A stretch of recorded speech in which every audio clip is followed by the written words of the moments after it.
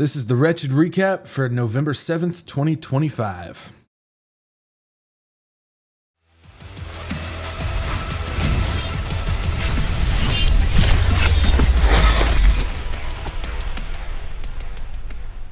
Hey, what's going on, guys? This is Zach, the Wretched Watchman, and I'm bringing you the Wretched Recap for November 7th, 2025. And this is just a quick hit show where we go over a few, about 5 or 6 different news things that have happened over the past week that I believe are worth mentioning. Some of these will be new that we haven't talked about before.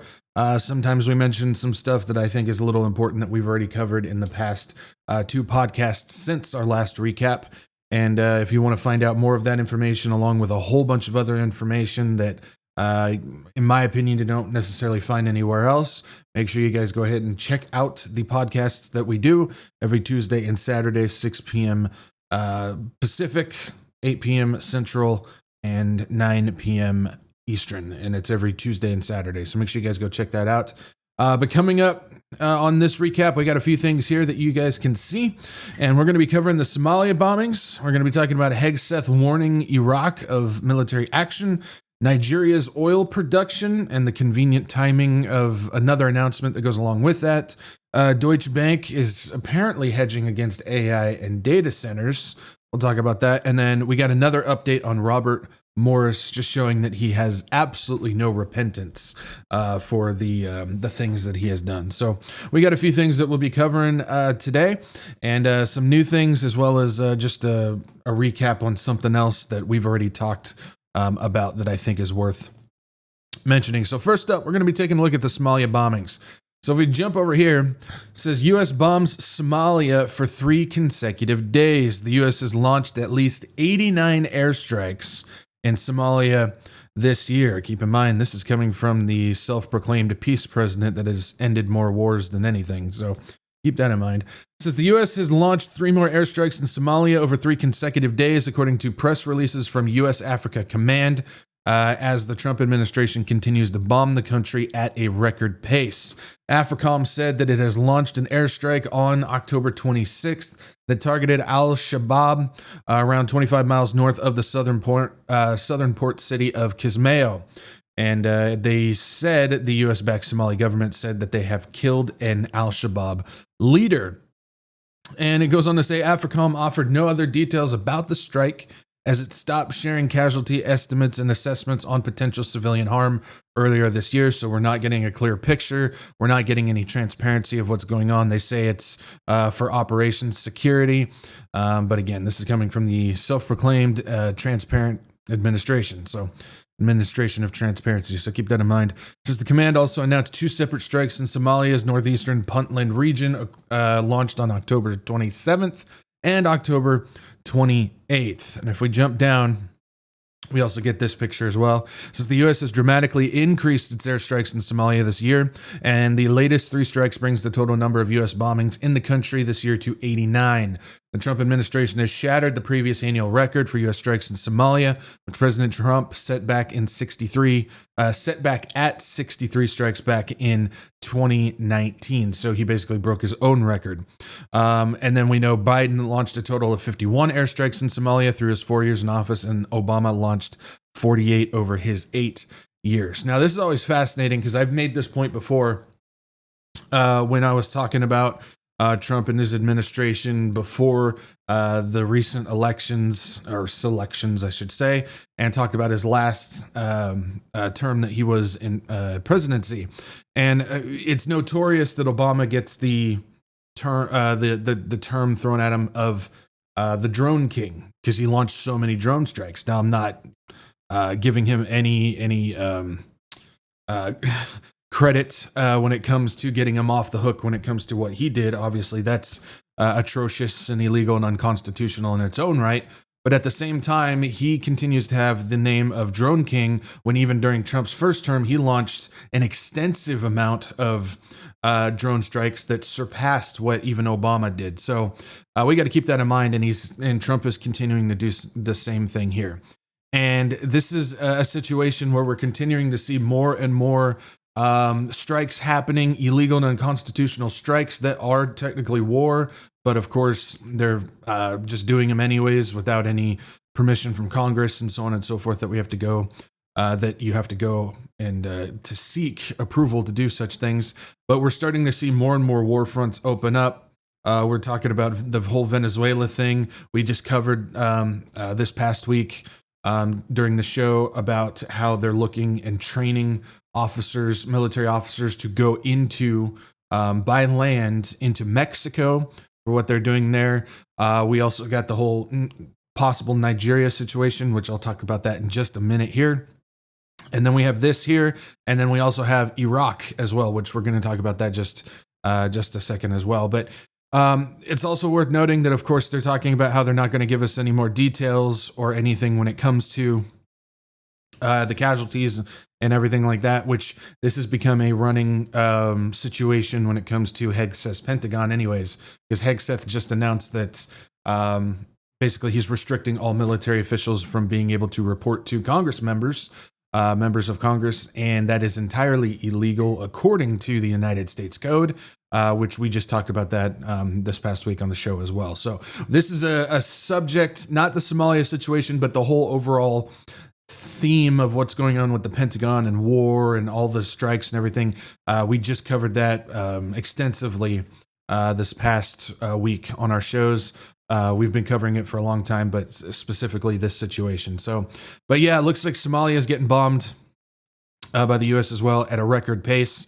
And it's one of those situations where people say, well, you know, there's corrupt things and we're trying to help people out and stuff like that. But the problem is the United States is not the world police.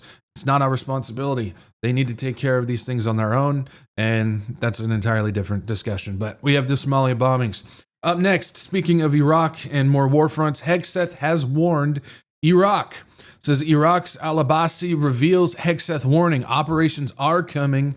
This is your final notice. Iraqi Defense Minister al-Abbasi has disclosed that the U.S. Secretary of War, which is still the Secretary of Defense, and the Department of Defense, again, it's illegal and unconstitutional, and the name is not legal. So, has disclosed that the U.S. Secretary of Defense, Pete Hegseth, directly warned Baghdad of imminent military operations in the region, urging Iraq to restrain pro-Iranian militias operating within its borders. Speaking in a televised interview late Saturday, al-Abbasi said that the phone call made via the U.S. Charge d'Affaires in Baghdad marked the clearest warning yet from the White House since renewed tensions with Tehran and its regional allies. Hegseth told us clearly that operations are coming and that we must ensure no faction in Iraq interferes, al-Abbasi said. He concluded with the call, "This is your final notice, and you know very well how this administration will respond." And just to point this out, it says, according to al-Abbasi, the 11-minute call included Iraq's top military brass, the chief of staff, deputy joint operations commander, and director of military intelligence, and covered a range of topics from drone cooperation and the security memorandum in the delivery of Bell helicopters. So this is one that we did cover extensively over the past this past week on our shows. We're not going to get into all the details regarding it, but basically what's going on is we seem to be getting a forewarning that the United States and possibly Israel, again, we covered some of that on the past shows to get more details, but possibly Israel as well, are going to begin launching strikes on Iran and their groups that are located within Iraq, possibly Lebanon and Syria as well. We're just getting a report coming out saying that the U.S. military is looking to start gaining a foothold in Damascus, which is pretty interesting and could be significant for future prophetic events, which again, we don't know when those will actually happen, but it's possible that could play a part as well. But yeah, so it looks like there's possibly something coming in the future in the Middle East, again, with United States, possibly Israel against Iran and some other things over there. So this is just one of those cases where round and round we go. This stuff is just, it's been constant for years and decades and so on and so forth. So it shouldn't surprise us on this. But again, more escalation. It just goes to show that wars and rumors of wars are continuing to happen right now. So we got that as well. Now, this is pretty interesting. This is Nigeria's oil production. So if we take a look and jump over here, It says Dangote or Dangote or Dangote, however you want to pronounce that, plans to double refinery capacity from 600,000 to 1.4 million barrels per day. Now, if we take a look, this was a week ago, updated October 27, 2025. I'll point out why that's significant in just a second. It says Nigerian billionaire Aliko Dangote said that he plans to double the production capacity of his oil refinery within 3 years, aiming to make it the largest in the world. We are more than doubling capacity to 1.4 million barrels from 650,000, Dangote said at a press conference in Lagos.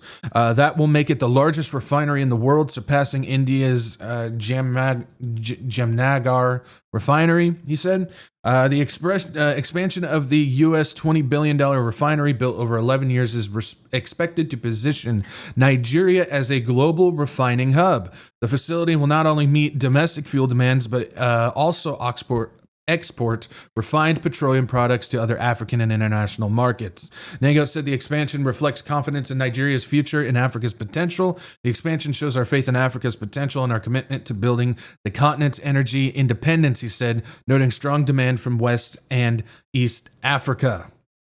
The refinery located in the Lekki Free Zone near Lagos Deep Sea Port is already the world's largest single-train facility and a capacity of 650,000 barrels per day. It supplies refined products to Nigeria, which previously imported most of its fuel, despite being Africa's top oil producer. It also exports fuels and kerosene to the United States, Europe, and Brazil. Now, why is this so important? Why is this so important? Well, this was a week ago that this was announced, and it's talking about doubling the production in a very short period of time. 3 years is very short when it comes to upping oil production and whatnot. If you take a look at that, usually things are always 10, 15 years off. He's talking about 3 years. This is something that he's been working on. And it's also talking about how it's going to be one of the biggest producers of oil for export, going to many locations, including the United States, Europe, and Brazil, and so on and so forth. And it's fascinating that, again, this was announced 1 week ago. Roughly a few days later, what did we hear from Trump himself? He said he's looking to go guns blazing into Nigeria in order to protect the Christians. I don't buy that for a second. There's no way that Trump all of a sudden had a change of heart to go and protect specifically the Christians in Nigeria. No, Trump is always himself first, and it's always about what can he get and all this type of stuff, including energy and technology and everything. Seems to me that this is what he's after. He's going to go into Nigeria under the guise of protecting the Christians, guns ablazing, to get rid of the evil. I think it's Islam that's in there, but I think there's a couple other religious factions as well. I can't remember off the top of my head. To go in there and wipe them out, and then he's talking about instilling and helping rebuild a new government.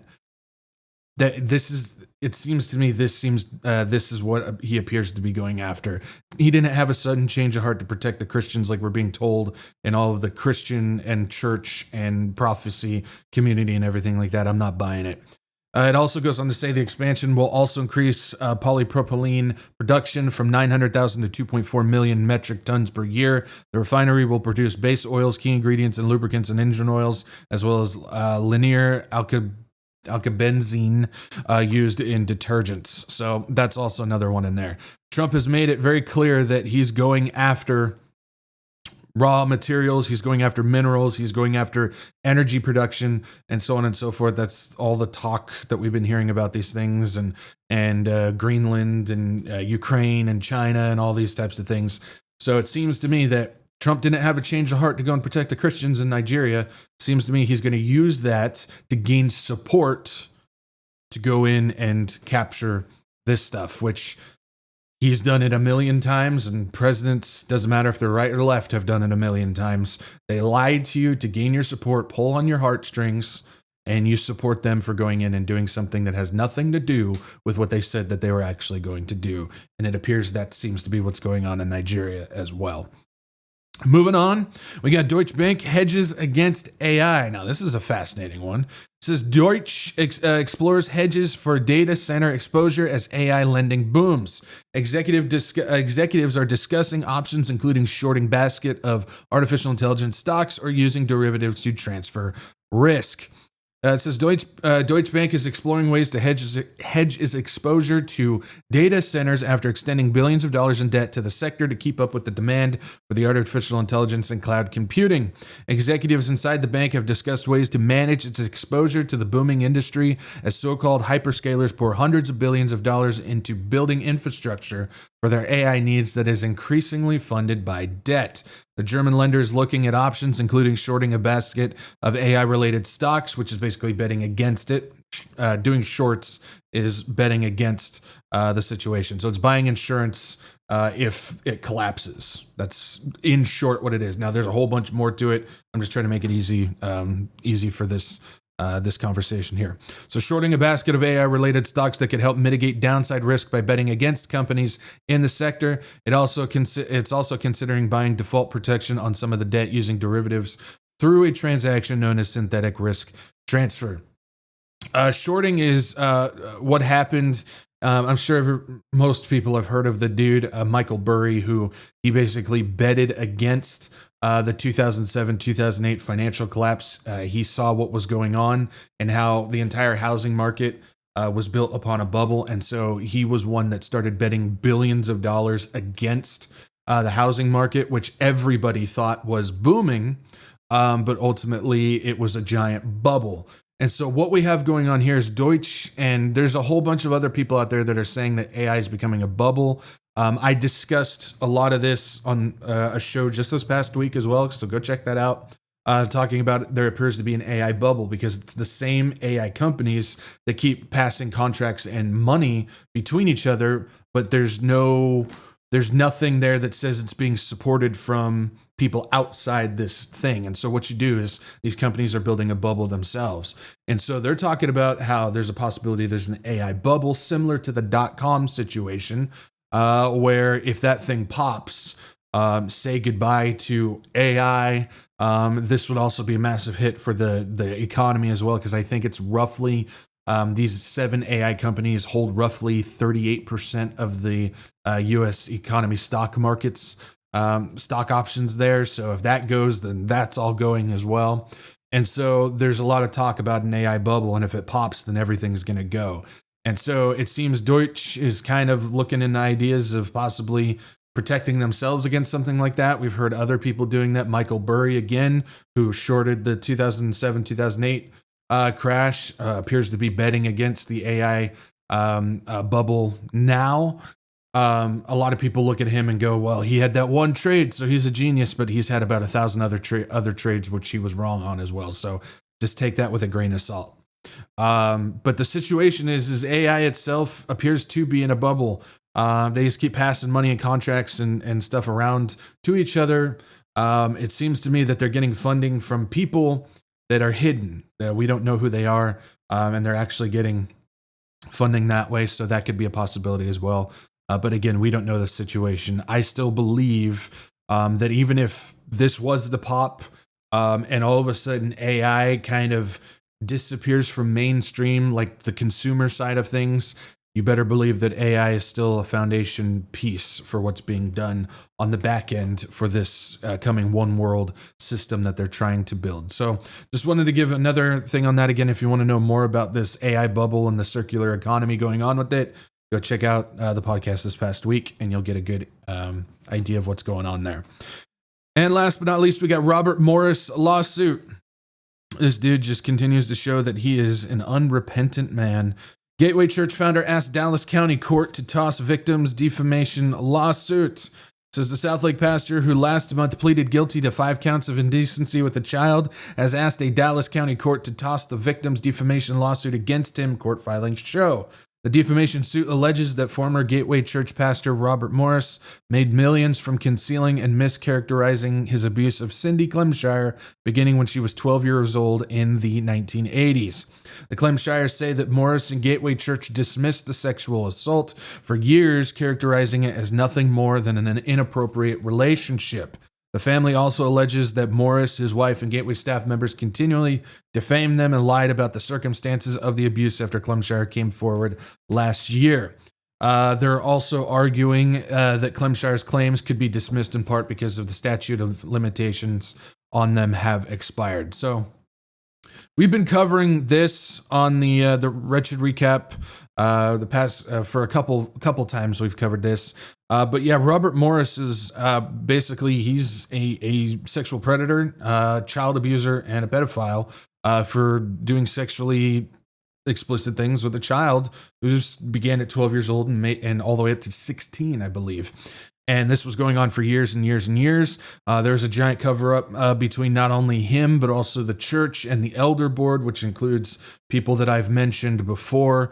That, again, they're out there still running churches and doing ministry things and stuff, which I believe that they should be in handcuffs and thrown in jail as well. We know that Robert Morris is not getting the proper sentencing. He was sentenced to 10 years in prison, but he's only going to get 6 months, and then he's going to get a house arrest, which is a joke for what he's doing. But again, he's also big friends with Donald Trump and that administration, so that's probably playing some part with this as well. And so he's just showing that he's just a person unrepentant heart, and he's a disgusting human being who will get proper judgment when it's time for God to issue that out. But he's trying to basically get a lawsuit thrown out against Clemshire. Now, they're arguing that the statute of limitations have run out.